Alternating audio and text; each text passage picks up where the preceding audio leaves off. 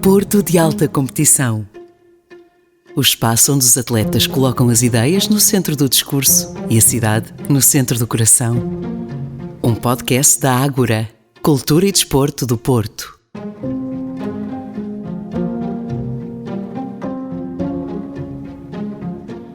Se Portugal descobriu o Brasil há anos que agora não importa contar, também o Brasil tem vindo a descobrir e a introduzir tradições no nosso país. O Jiu-Jitsu é uma dessas técnicas que chegou ao nosso país e tem conquistado adeptos e atletas. Pedro Ramalho pode ser visto, de resto, como um precursor nesta matéria. Para além de professor e influência para jovens desportistas, é atualmente motivo de orgulho para os pais, para a família, para os amigos, para outros atletas e para todo o país que segue os feitos conquistados e as medalhas e os troféus que tem arrecadado em várias competições. O que move alguém a ser hoje um dos melhores desta modalidade? Os segredos de Pedro Ramalho são afinal bem mais simples do que aquilo que imaginamos.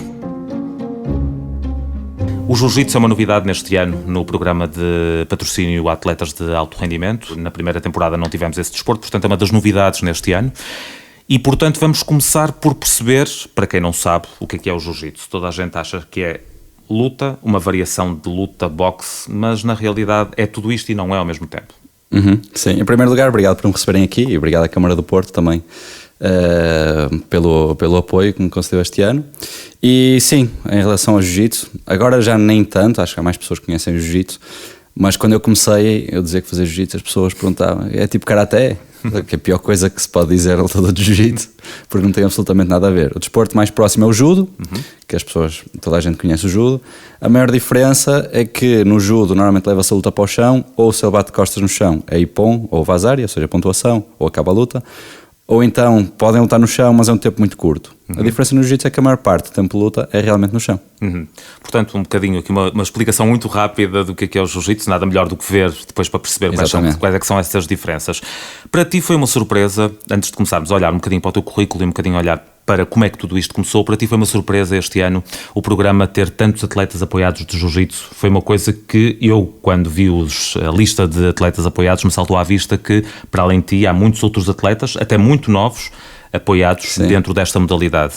É uma modalidade em crescimento na cidade, é uma modalidade em expansão na cidade, é uma modalidade com cada vez maior projeção. Como é que tu também avalias a presença do jiu-jitsu na cidade e depois que tem reflexo também nestes apoios que a Câmara dá neste ano? Na minha opinião, obviamente eu estou por dentro, então não sei se as pessoas que estão de fora veem da mesma maneira, mas eu acho mesmo que sim. Acho que é o desporto que mais está a crescer, porque hoje em dia, falando mais na parte das crianças, o que acontece?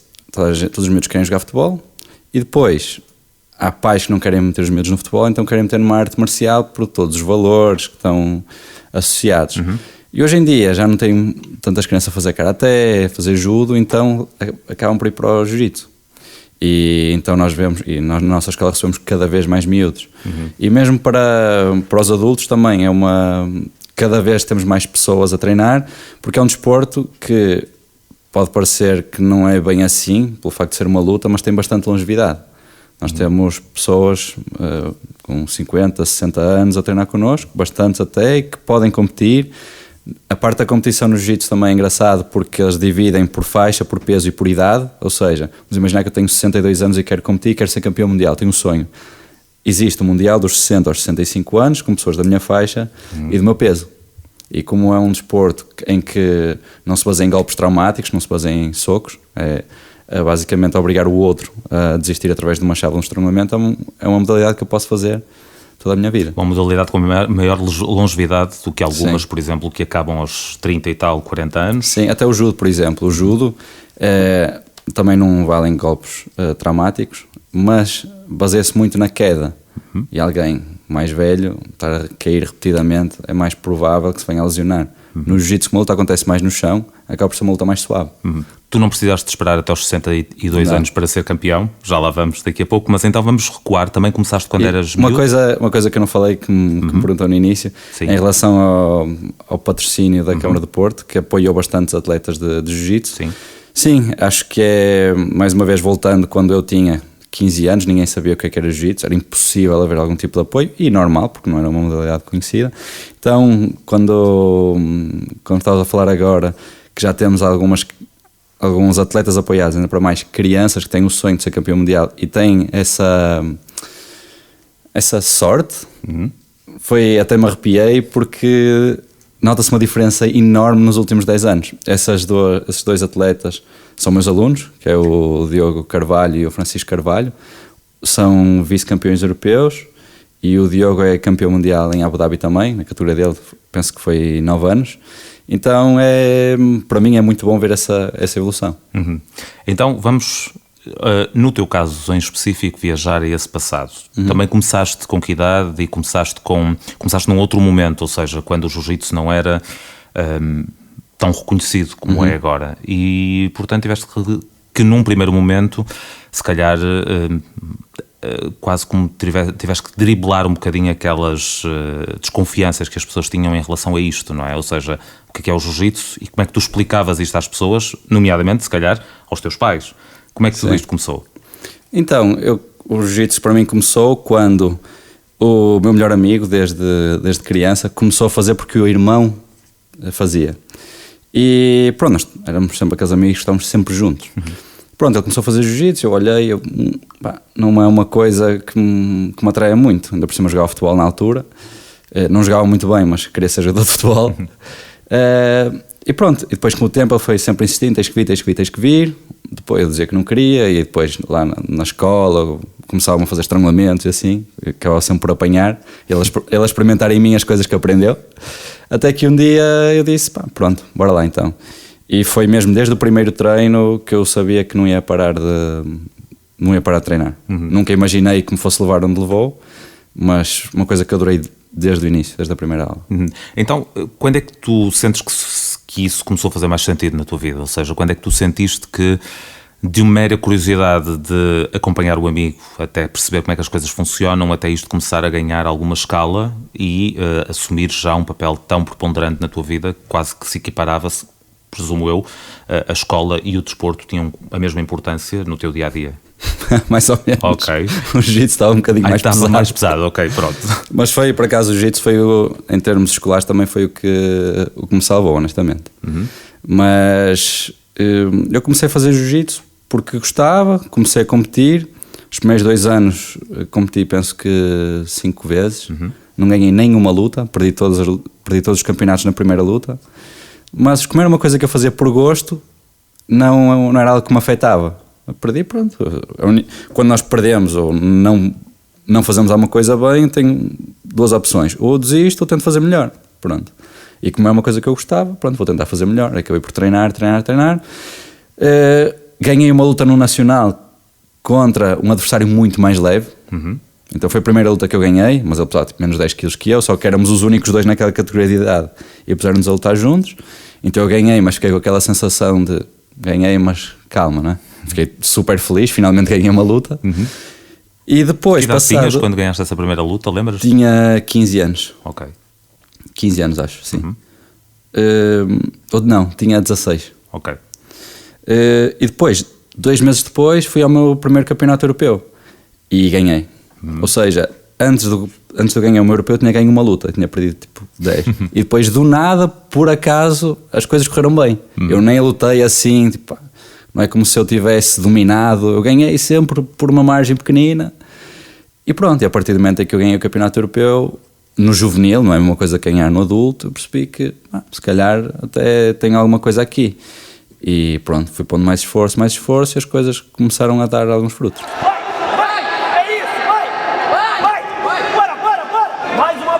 Paquito, guarda-aranha. Ramalho, olha pra mim. Faltam 2. 3-0 na vantagem. Paquito, guarda-aranha. Eu quero guarda-aranha agora. Vai. Bora, Paquito. Bora, bicho.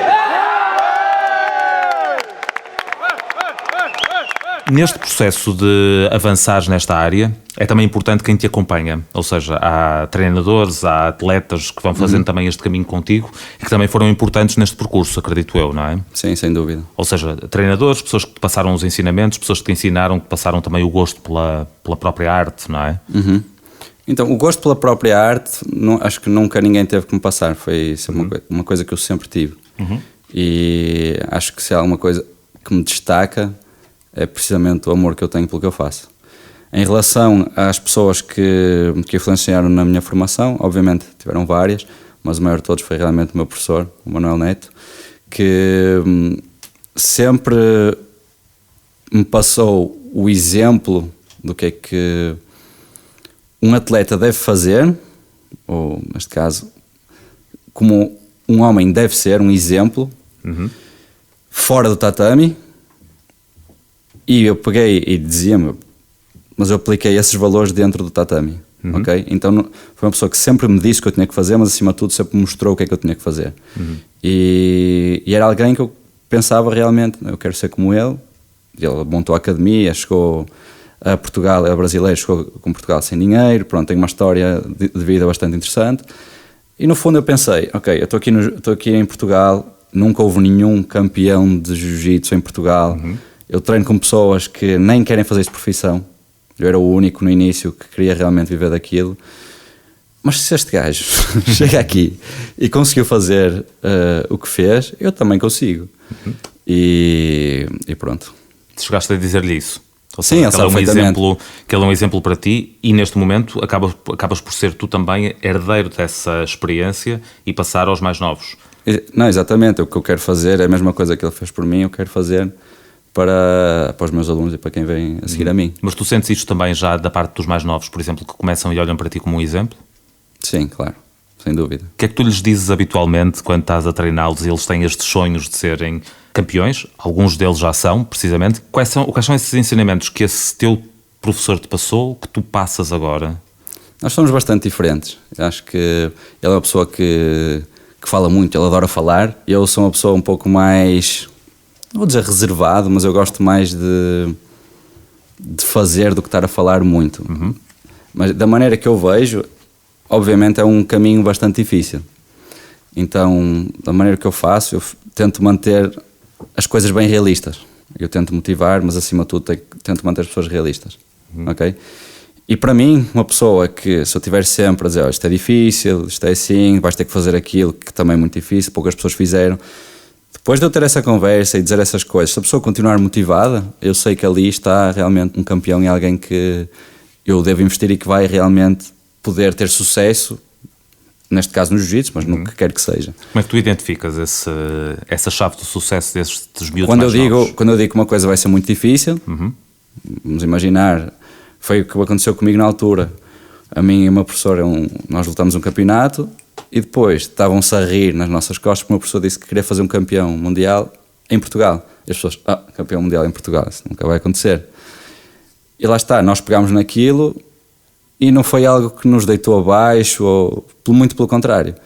E acho que um campeão, especialmente aqui, em que não tem a vida mais fácil, se sentir motivado por isso, é uma pessoa que sem dúvida vai ter sucesso.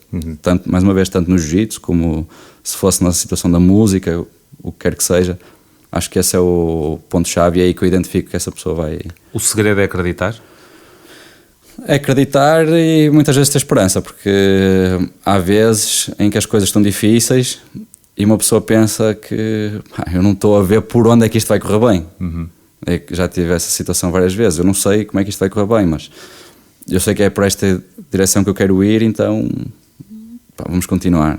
E pronto, eventualmente as coisas realmente acabaram por correr bem, mas é preciso acreditar e sem dúvida que é preciso ter as pessoas certas ao lado e é preciso ter um pouquinho de sorte também. E o foco também, tem que ser o foco certo. Isso é indispensável, se não se tiver foco, mais vale-me a pena desistir. E disciplina também. Que era um está relacionado com o outro.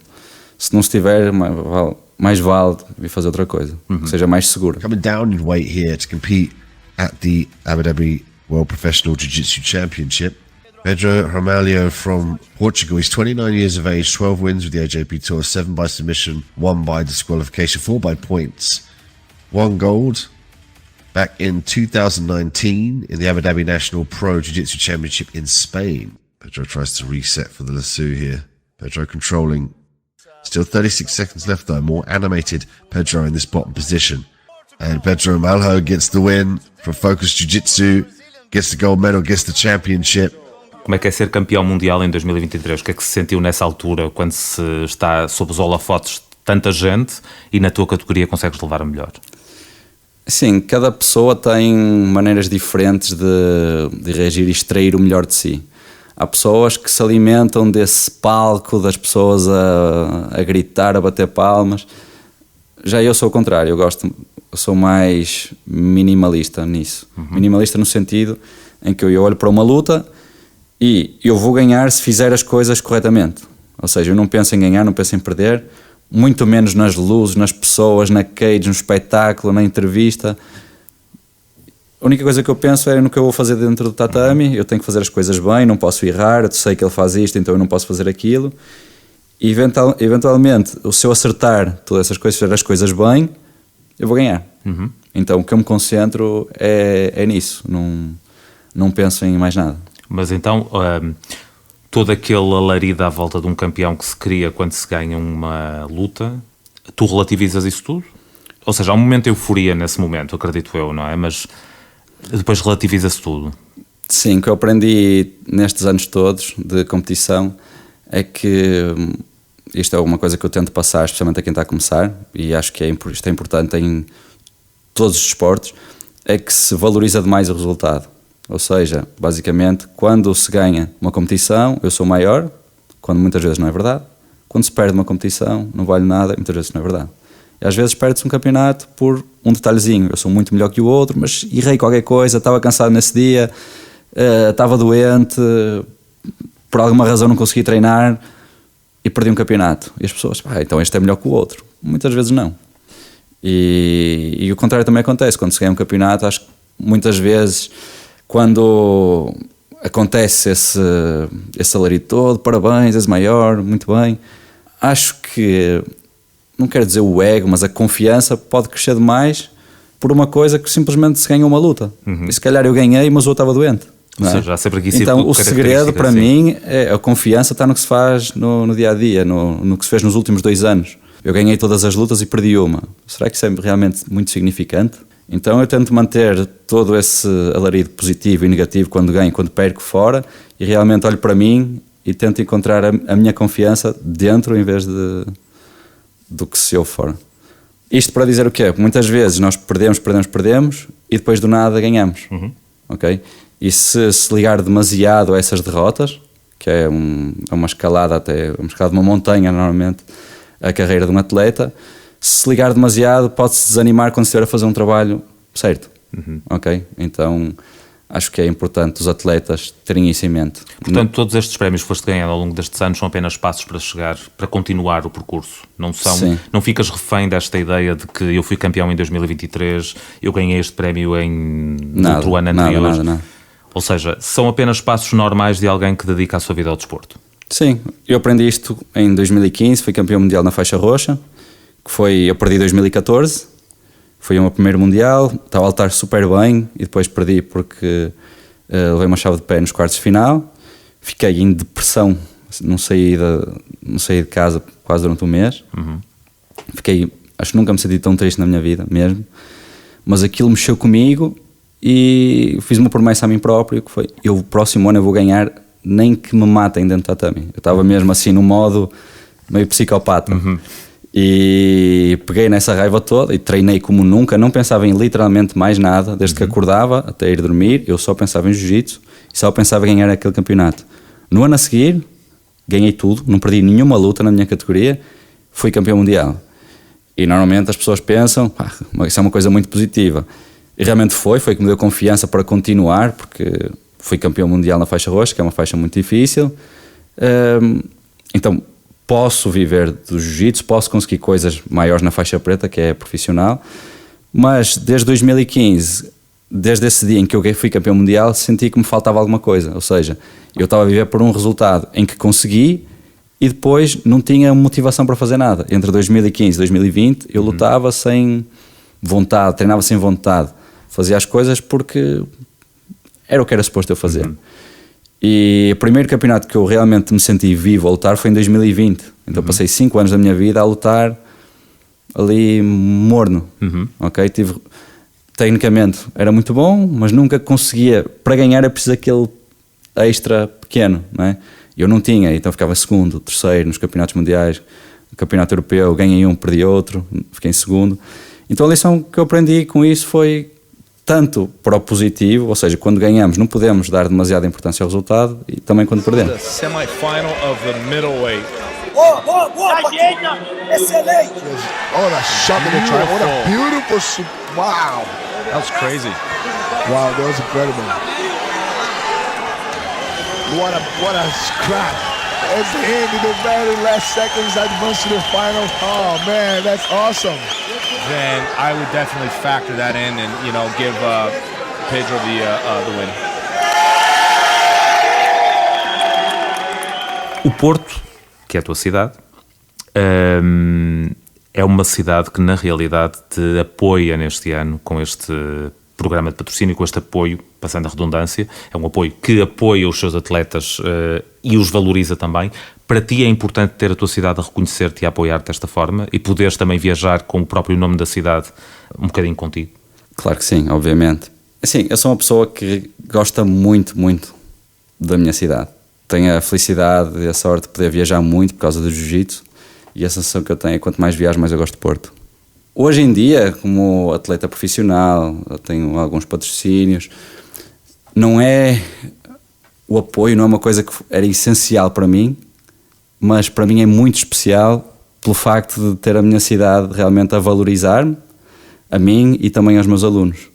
É uma coisa que significa realmente muito para mim, porque na altura em que eu estava a começar, era uma coisa que eu imaginava que eu gostava que acontecesse, gostava que a minha cidade me apoiasse. Só que pronto, na altura ainda não havia o programa de patrocínio, o jiu-jitsu também era um desporto mais pequeno, então é isso, é uma daquelas coisas que me traz felicidade, porque era uma coisa que eu imaginava quando era mais criança. Poderes viajar com a tua cidade, a apoiar-te, a representar ser a minha cidade, embaixador da tua cidade. Exatamente. Fora de portas, não é? Exatamente. Com isto tudo, quando aos 18 anos disseste à tua mãe que querias praticar o jiu-jitsu e ela disse nem pensar, podes praticar, mas agora já não há esse bom negócio que tu fizeste atrás, agora acho que a tua mãe já deu a mão à palmatória. Já. Mas foi preciso muito. Eu fui em 2015, eu fui campeão europeu, a primeira coisa que eu pensei, saí tatame, estava super feliz, vou ligar à minha mãe agora é que ela me vai deixar de chatear. Agora, finalmente, consegui alguma coisa, que eu dos 18 aos 21 era campeão nacional, mas pronto, ser campeão nacional na altura não era... Então fui campeão europeu, agora sim, finalmente estou mais tranquilo, não é? Liguei-lhe, olha, mãe, fui campeão europeu. Está bem, quando é que voltas? Este telefonema não correu como esperava. Sim. Eu pronto, ainda não deu. Nesse ano, 2015 também, fui campeão mundial, mesma coisa. Mãe, fui campeão mundial. E aí finalmente foi que ela começou a perceber, este até é bom nisto, então se calhar vou dar-lhe uma folga. Vou deixá-la então seguir o seu caminho, não é? Sim. E agora de 2015 até agora, a partir daí já deu a mão palmatória, portanto já não há... Sim, ela ainda acha que eu treino muito, acha que eu tenho que descansar mais, às vezes tem razão, mas é a única coisa que diz. De resto já aceitou. Sim. Que o caminho é por aqui. Exatamente. E o caminho é mesmo por aqui.